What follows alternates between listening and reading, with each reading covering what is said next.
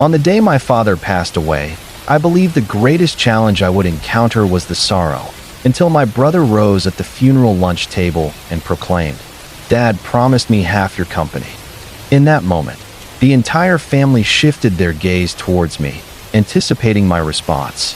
I'm not claiming we were flawless, quite the opposite, yet I always believed there existed an unspoken boundary of respect that none of us would dare to breach. The veil of that illusion was torn asunder on the day of my father's funeral. If you've ever found yourself caught off guard by family during your most vulnerable moments, hit follow to ensure you don't miss the continuation of this tale. What transpired following that declaration not only threatened the very foundation of the company I had painstakingly built from the ground up, but also unveiled a harsh reality that compelled me to sever connections with my own kin. We had just laid him to rest, and the entire family convened at my mother's home for the customary meal following the service. Individuals wandered about, engaging in hushed conversations, as the aroma of coffee and roasted lamb permeated the atmosphere. In that moment, I found myself enveloped in a dazed, foggy haze, a state that often follows a morning spent meticulously holding everything together. I had been concentrating on ensuring my mother was all right, exchanging greetings with relatives, and expressing gratitude to those who had gathered. The weight of my father's absence had not yet fully settled upon him. It felt as though he were merely in the adjacent room, poised to emerge at any instant. Then my brother Ryan Parker chose that moment to unleash a revelation. Ryan Parker, at the age of 38, has never been someone with whom I've shared a particularly close bond. In his youth, he was the epitome of perfection. Father bestowed upon him an abundance of opportunities, far beyond what I could tally. Despite his setbacks of failing out of 2 colleges and squandering every job opportunity his father provided. From an early age, I discovered that if I desired something, it was up to me to create it myself.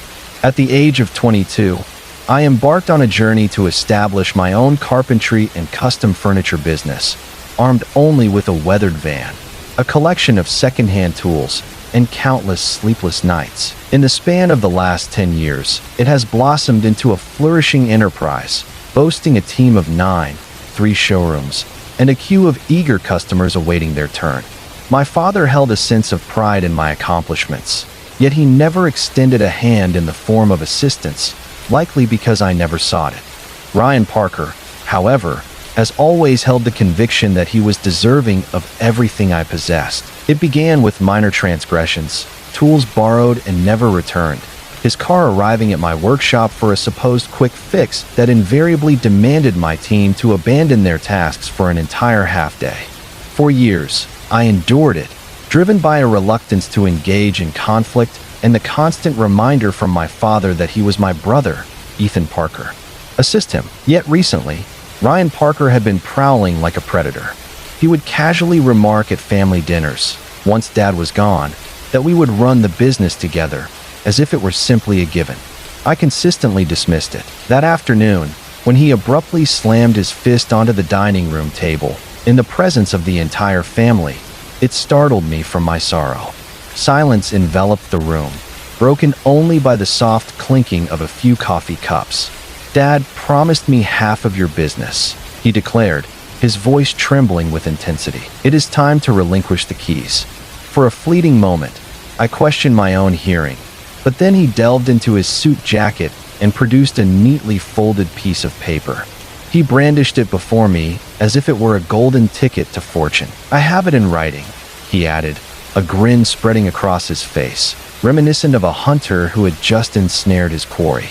I recall gazing at him, my mind racing to comprehend the scene unfolding before me. A part of me felt an urge to laugh in that moment, for the entire situation was steeped in absurdity. My father approached business matters with great meticulousness.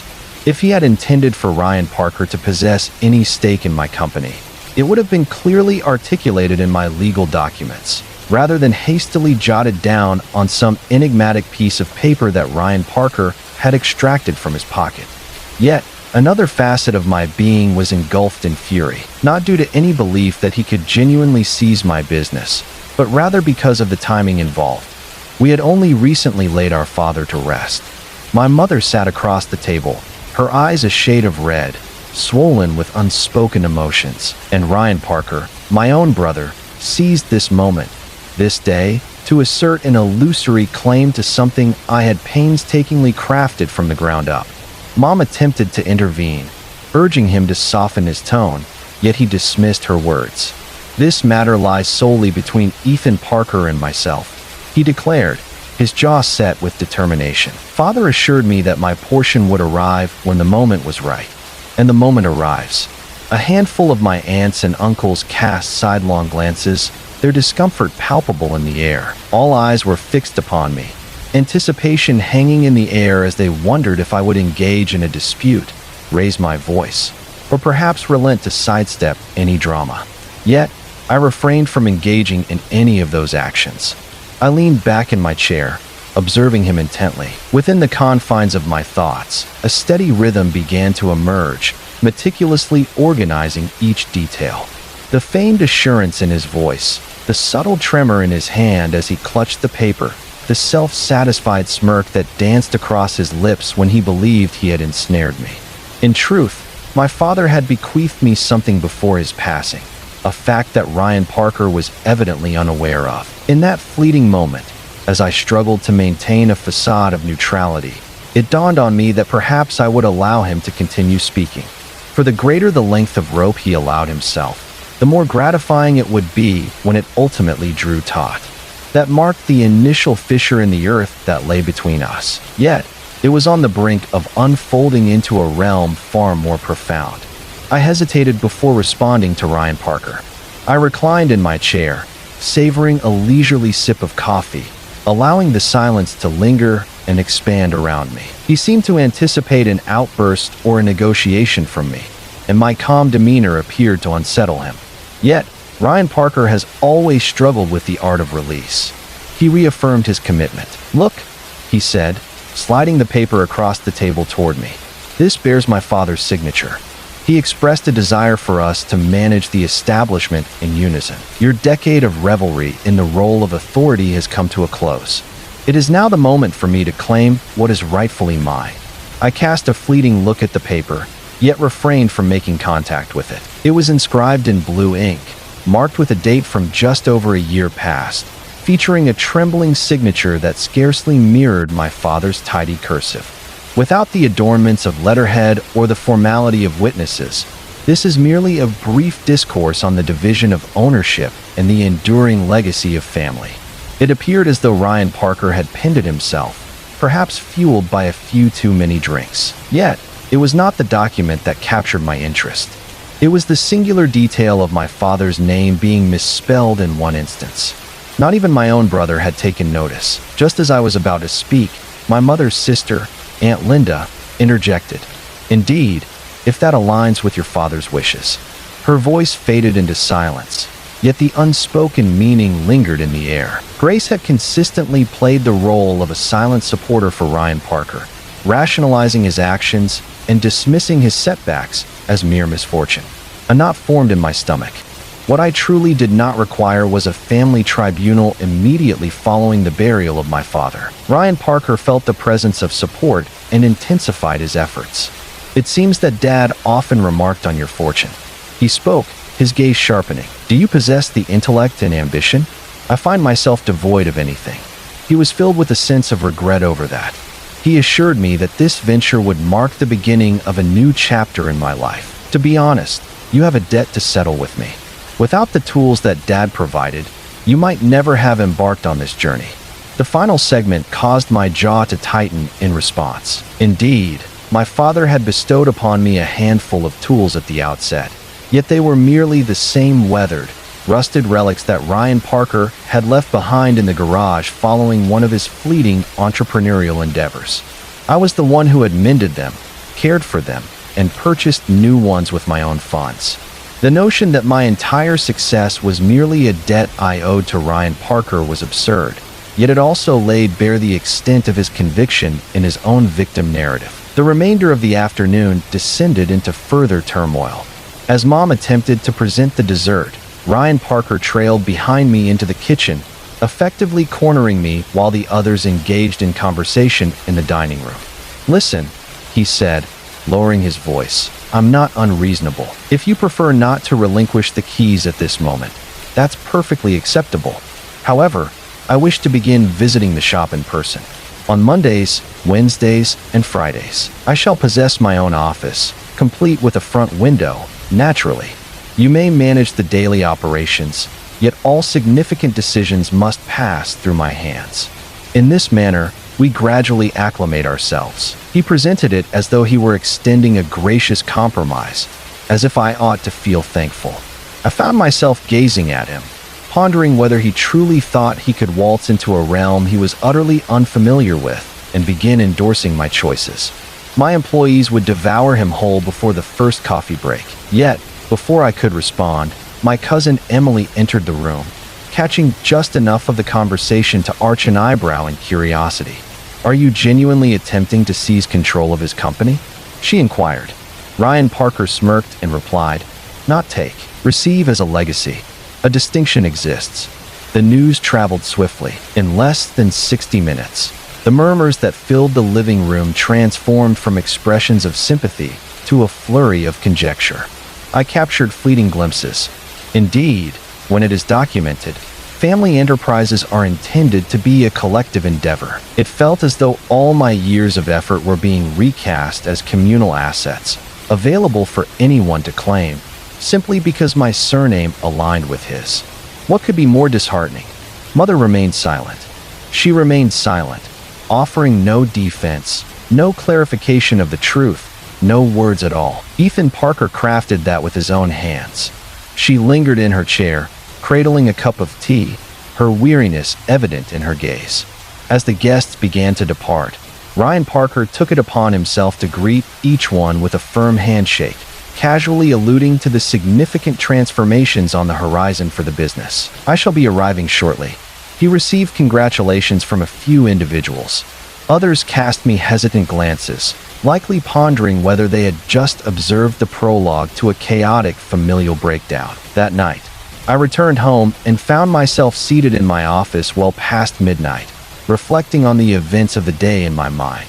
The sorrow that had enveloped me throughout the week lingered on, yet it was now entwined with another emotion, a simmering anger that began to surface. This transcended the realm of my business. It was a matter of significance that Ryan Parker had selected that particular day, of all days, to assert his presence. He transformed my father's funeral into an opportunity for his own gain. And judging by the way he paraded through the house, he was convinced he had already claimed victory. While I was uncertain about my response, there was one truth I held firmly in my mind.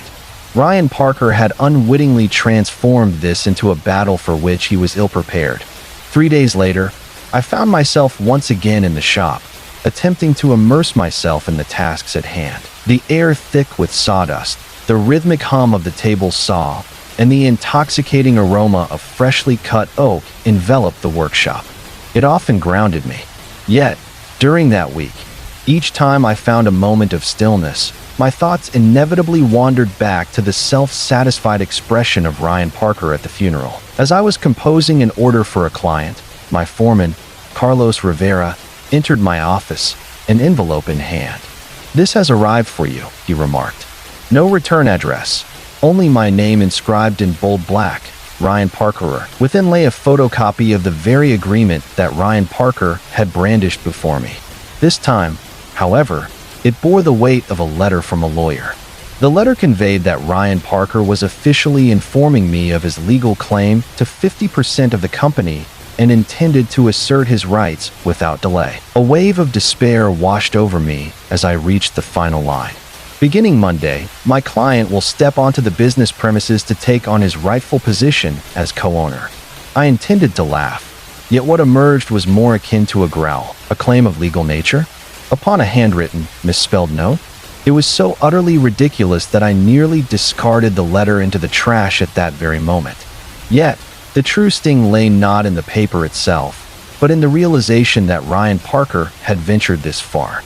This was not merely a case of him speaking impulsively in a surge of emotion. He settled into a chair, dialed a lawyer's number, and embarked on a journey to intrude upon the essence of my life's work. That afternoon, I made my way to my mother's house. yearning for some clarity, perhaps even a whisper of encouragement that she might urge him to reconsider. As I turned into the driveway, I noticed Ryan Parker's car was already parked there. Within the confines of our home, I discovered him ensconced in the living room alongside Mom, reclining on the couch as if he were the master of the domain. As they sipped their coffee, a tidy stack of papers lay before them on the table. "Perfect timing," Ryan Parker remarked, his gaze fixed on his cup, oblivious to the world around him. We were engaged in a conversation about how to ensure this transition unfolds seamlessly for all involved. My eyelids fluttered momentarily. "Change." My mother let out a heavy sigh, her eyes reflecting a deep weariness as they met mine. "Ethan Parker, perhaps it's time to consider the broader perspective. Your father always envisioned a future where you boys would unite in your endeavors. Ryan Parker has endured a great deal. This may prove beneficial for the family." A chill swept through my chest. "Are you really taking his side?" Above me, she gently shook her head. "It transcends mere divisions. It revolves around the essence of togetherness. Ryan Parker is worthy of an opportunity." She paused, casting a fleeting glance in his direction before proceeding. "We have previously explored certain modifications." At that moment, Ryan Parker pushed a folder in my direction. Within the confines of the room lay a preliminary version of a press release, a formal announcement to the media. It was announced that Ryan Parker had joined the company as co-owner, poised to infuse the organization with fresh leadership and innovative ideas. A photograph captured him poised in front of my showroom, captured that very morning, unbeknownst to me. I gazed up at him, my heart racing. "You trespassed into my shop?" "Did not intrude," he remarked, a grin spreading across his face. Mother possessed the extra key. "I simply sought a handful of images for the announcement. It's nothing to worry about." I glanced at Mom, but she avoided my gaze. In that instant, the realization struck me. She had bestowed upon him the key. My mother had relinquished access to my business without so much as a word of inquiry, without so much as a hint of forewarning. Ryan Parker reclined, exuding an air of smug satisfaction. "Confront the truth, Ethan Parker. This is unfolding. One can choose to simplify the process, or one can opt for a more chaotic approach." A subtle transformation stirred within me at that moment. Until that moment, I had been balancing sorrow and irritation, striving to keep the family united in the face of it all. However, this was a boundary they could never return from. It transcended mere greed. It was a betrayal, clear and piercing. I did not raise my voice. The papers were not thrown by me. I collected them, returned them to the folder, and rose to my feet. "Very well," I replied softly. "If that is your desire." Ryan Parker wore a sly grin, convinced he had just secured an unspoken victory. Yet, in that very moment, he remained blissfully unaware that I had ceased to play the role of the defender. The following week proved to be one of the most challenging periods I have ever faced. As promised, Ryan Parker arrived at my shop on Monday morning, a full 10 minutes ahead of opening time. He donned a pristine leather jacket, the kind that catches the eye, and held a gleaming briefcase that, if I were to wager, was likely devoid of any contents. He sauntered past the front counter without a word, entered my office, and settled into the chair opposite my desk, as if it belonged to him. "I'll need a set of keys," he said, extracting a notepad from his pocket. "Let us delve into the pages of the books. I wish to uncover the extent of the chaos that awaits me." My employees lingered in the doorway, feigning busyness as they discreetly listened in. I had no desire to ignite a shouting match in their presence. I maintained a steady tone. "Access to the books is denied," he said with a smirk. "We shall await the lawyer's perspective on that matter." He meandered through the shop for the remainder of the morning, posing trivial inquiries, proposing enhancements such as the installation of a soda machine in the showroom, and disrupting my team as they focused on their tasks. As the clock struck noon, the pace of production dwindled to a mere crawl. The subsequent days proved to be even more harrowing. Ryan Parker visited 3 times that week, each visit marked by an increasing sense of entitlement. He would inform customers of his status as the new co-owner, assure them of discounts without seeking my consent, and attempt to arrange meetings with suppliers. One afternoon, I stumbled upon him in the stockroom, engaged in a conversation with one of my most significant clients. enthusiastically presenting a new direction he believed we ought to pursue. The client reached out to me later, filled with confusion and concern, inquiring whether my company was undergoing any changes. The damage unfurled within me, reminiscent of a glass fracturing under pressure. My crew was tense, caught in a web of uncertainty about whom to follow. Whispers began to circulate among fellow business owners in town, with inquiries about the truth of my brother's takeover. My accountant even reached out, expressing concern over the whispers she had caught wind of within the confines of home. The situation proved no more favorable. My mother, who had once been my silent ally, began to echo Ryan Parker's sentiments regarding family unity and my father's desires.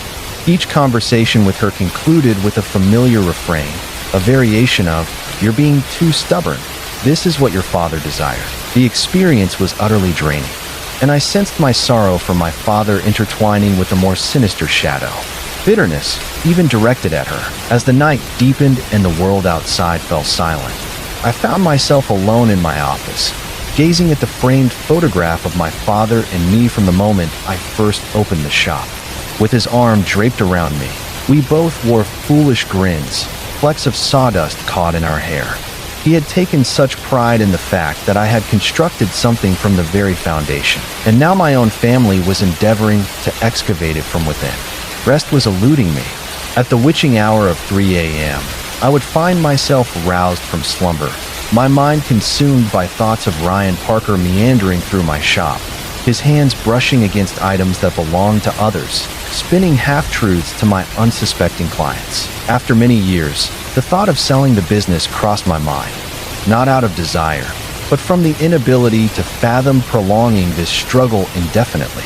Yet, amid the fatigue, a clarity began to take shape. Should I continue to respond to Ryan Parker, I would perpetually find myself a step behind. I had to completely alter the foundation beneath him. In hushed concentration, I set about jotting down my thoughts. It's not merely about the immediate act of expulsion. It's about ensuring that he can never, ever lay claim to my business again. I kept it to myself, not revealing a word to anyone. This is not my crew. They are not my friends.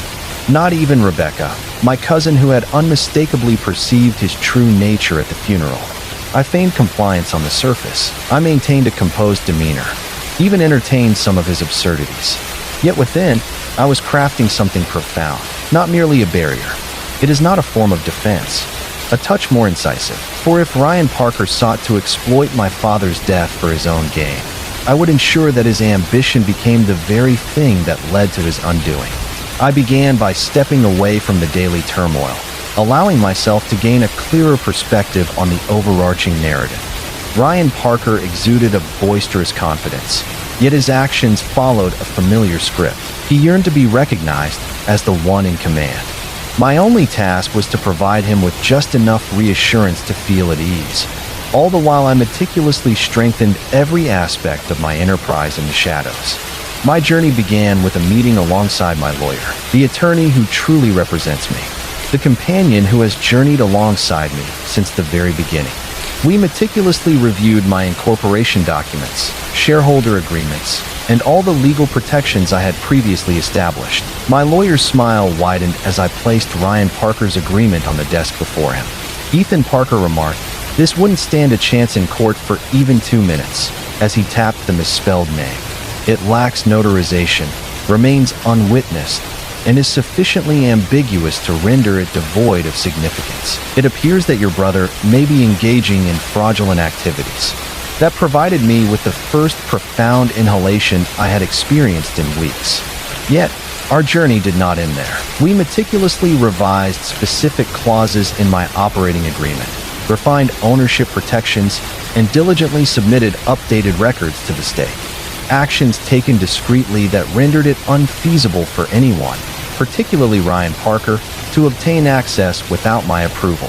In the interim, I channeled my vigor into the very essence of the business. I embarked on a prestigious custom project for an upscale hotel in the heart of the city. An expansive lobby installation that would establish our presence in an entirely fresh manner. I refrained from sharing that with Ryan Parker. I took the initiative to coordinate all matters directly with the hotel's management, ensuring that a stringent confidentiality agreement was in place. Upon the signing of the contract, its value surpassed that of any individual order we had previously encountered. As that project progressed, I executed another strategic decision. I embarked on a journey of networking with unprecedented vigor. Each week, I found myself immersed in the vibrant atmosphere of local business association meetings, charity galas, and trade shows. I was engaging in more than mere handshakes. I was fortifying connections. Suppliers who were once merely friendly acquaintances transformed into steadfast partners. Clients began to be referred to me by other shop owners. I had the opportunity to appear on the local morning news, showcasing a custom dining set I crafted for a charity auction. Ryan Parker, naturally, sought to take credit for some of this upon hearing about it. He would say, with a hint of smugness, that he had been conversing with others. Whispers of the transformations we are undertaking are beginning to circulate. I would merely nod, suppressing a smile, fully aware that none of my actions truly concerned him. At the conclusion of that quarter, our sales had surged by 25%. The hotel job had sparked a lively excitement, attracting new clients with each passing week. My employees, previously tense and cautious, began to unwind as they recognized that I still possessed the true authority. In hushed tones, I distributed bonuses, expressing my gratitude for their steadfastness during the recent upheaval within the family. As Ryan Parker paraded about, convinced he was gradually seizing the reins, I was meticulously crafting a safety net so expansive and resilient that even if he attempted to set the entire establishment ablaze, it would merely char his own standing. As I ascended, his belief that my actions were for his sake only grew stronger. This growth served as undeniable evidence of his leadership prowess. His arrogance blinded him to the true nature of the game unfolding around him. And that was precisely how I envisioned it. Unbeknownst to him, I had meticulously crafted the scene for a moment that would leave him reeling, unable to regain his footing. It was a Wednesday morning in early spring when the turning point arrived. In the midst of a design consultation with a new client, I was interrupted by a knock on my office door. It was Carlos Rivera, his expression betraying a sense of unease. "You may want to take a look at this," he remarked, extending his phone towards me. Displayed on the screen was a public Facebook post from Ryan Parker, a piece he likely considered to be nothing more than harmless boasting. There he stood, clad in a suit, once more gracing my showroom. The caption read, brimming with enthusiasm, that I am now co-owner of the family business. Great things are on the horizon. He had marked a significant portion of the county, encompassing numerous suppliers and clients of mine. Yet, it was not that which seized my focus. In the backdrop of the photograph, a folder sat partially obscured on my desk, one that I recognized at once. The origin was the hotel project. He had been prying into things that were not his concern. Initially, a surge of anger coursed through me. Yet soon I became aware of another sensation. In the comments beneath his post, a rival of mine, one who had previously attempted to undercut my bids on past contracts, had penned, "Congrats. Let us convene in the near future. I have a proposal for you." Ryan Parker had responded with an emphatic, "Absolutely. Let us engage in a discussion about partnership." That marked the beginning of my narrative. I began to delve deep, exploring not only Ryan Parker's social media presence, but also his complete history of business endeavors. I recalled the landscaping venture he had sunk in less than half a year, the ill-fated sports bar concept that plunged him into financial turmoil, and the elaborate Ryan Parker reading scheme he had once attempted to draw the family into. In each instance, he had opted for the easy way out, dismissed counsel, and left another to rectify the chaos. Now, bolstered by the credibility of my company, he was preparing to embark on that journey once more. This time, however, his failure threatens to tarnish my reputation alongside his. I stumbled upon something else as well, the rival he had been in correspondence with. Through my connections at various networking events, I became aware that they were presently facing scrutiny for questionable accounting practices. Though I had remained silent in public, it was an unspoken truth within certain circles that drawing too near to them could spell disaster for one's career. It was at that moment that the plan crystallized in my mind. If Ryan Parker wished to strut about as a co-owner, I would allow it, just long enough for him to unwittingly step into the very snare he was crafting. I would not need to create anything untrue. All I needed to do was grant him the freedom to execute the sort of haughty, reckless maneuvers he was renowned for. With each passing moment of confidence in his control, he unwittingly sank further into his own abyss. In the interim, I fortified my standing even more. I have successfully concluded a private contract amendment with the hotel, which distinctly identifies me as the sole business owner and project lead. I had my lawyers submit a quiet notice to the state business registry, reinforcing the corporate bylaws to ensure that any attempt to transfer ownership without my consent would be rendered null and void. As the local business awards dinner approached in April, I found myself in the most formidable position I had ever attained. The hotel installation approached its final stages. My team exhibited unwavering loyalty, and my circle of allies expanded to such an extent that even the most malicious rumors held no power over me. As I sat at that dinner, my gaze fixed across the room on Ryan Parker. I held a secret he remained blissfully unaware of. The stage lay prepared, the spotlight poised, and all that remained was my anticipation for him to enter its glow. It unfolded more swiftly than I had anticipated. 2 weeks post the awards dinner, Ryan Parker strolled into the shop, his empty briefcase in tow and a self-assured grin plastered across his face.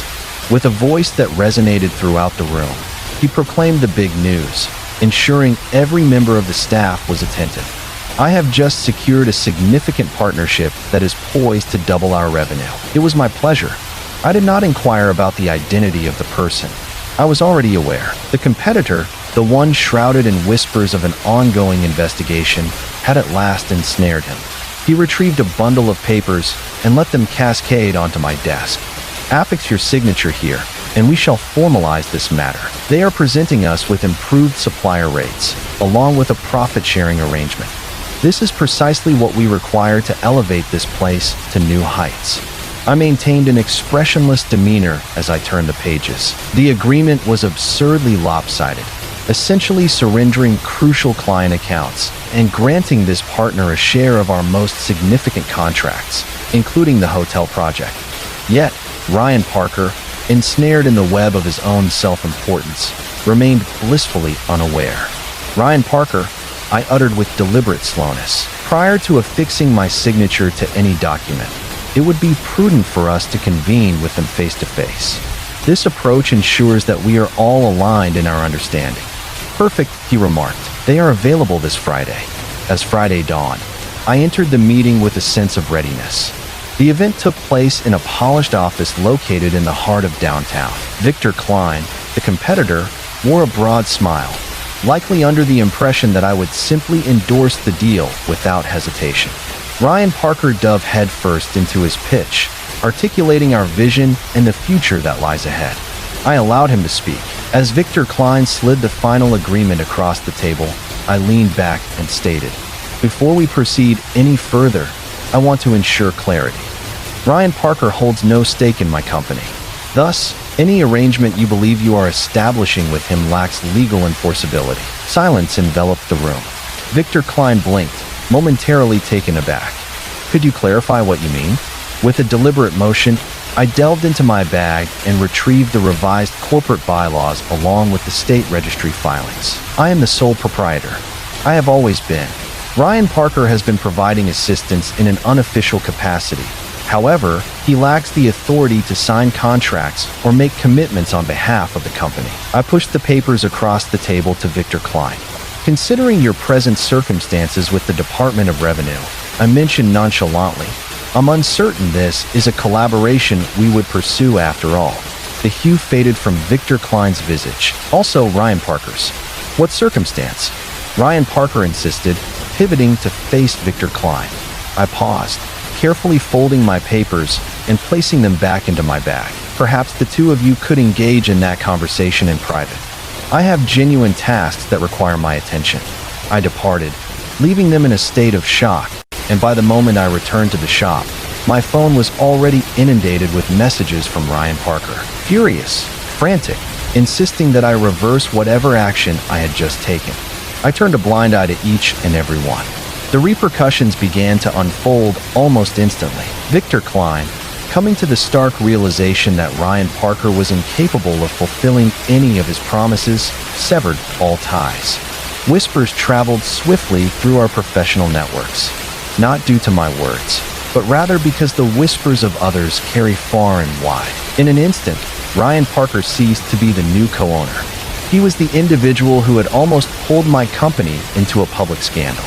And that was merely the prologue to what I had in store for him. By the following Monday, the consequences of that meeting had transformed into powerful waves, crashing relentlessly upon Ryan Parker. Initially, there were the phone calls, suppliers, clients, and even a few old friends, inquiring about why he had been presenting himself as the owner of my business. The term posing cut deeper than he anticipated, igniting a fury within him that led to a phone call that night. He shouted about betrayal, lamenting how I had humiliated him before the entire business community. I allowed him to vent his frustrations, then gently pointed out that it was he who had deceived everyone. He was the one who had stepped into a deal, oblivious to the identity of those he was engaging with. I did not elevate my tone. I found no necessity to do so. The stillness that ensued revealed to me that he had at last grasped the extent of his miscalculation. Then arrived the strike from within our own kin. Cousin Emily, having observed the unfolding events in silence, recounted the incidents at the funeral, the break-in at my shop, and the ill-fated contract with Victor Klein to several relatives who remained steadfast in their belief of Ryan Parker's co-owner's narrative. The response came quickly. Relatives who had once regarded him as the delightful golden boy began to withdraw. Even Mother, who had long stood as his quiet supporter, reached out to me one evening, her voice heavy with defeat. "I had no idea it was that serious," she murmured softly. "I had a thought. Perhaps collaboration could be an option for you both. I was unaware that he was attempting to seize it from you." I refrained from uttering the words, "I told you so." I simply conveyed to her that I was ready to move forward. I truly meant it. Ryan Parker's efforts to salvage his reputation only deepened the predicament. He endeavored to embark on yet another business venture alongside a friend visiting from afar, yet by that point, his reputation had plummeted to such depths that no one was willing to join forces with him. Clients steered clear of him, business owners neglected to respond to his calls, and his previously vibrant social media accounts fell into a hushed stillness. Eventually, whispers reached my ears that he had parted ways with his car and was leasing out his apartment merely to stay above water. My company continued to flourish. The hotel project reached its conclusion as scheduled, earning a prominent spot on the front page of the local business journal. My team stood united, more formidable than ever before. My connections ran deep, and the protective measures I had established ensured that no one, not even those closest to me, could ever pose a threat again. Months later, I unexpectedly encountered Ryan Parker at a cafe in Soho. He seemed diminished in some way, not merely in stature, but in essence. He murmured something about merely attempting to set things right back then, yet I could sense that even he lacked conviction in his own words. I nodded in silence, collected my order, and exited without uttering a single word. The reality was that I had no words to offer. The entire town was already aware of the events that had unfolded and the price he had paid for them. Ultimately, my father's business remained precisely where it was meant to be, while Ryan Parker was left with nothing but the recollection of that fateful day when he believed he could seize it from me, and the instant he understood he never had a chance.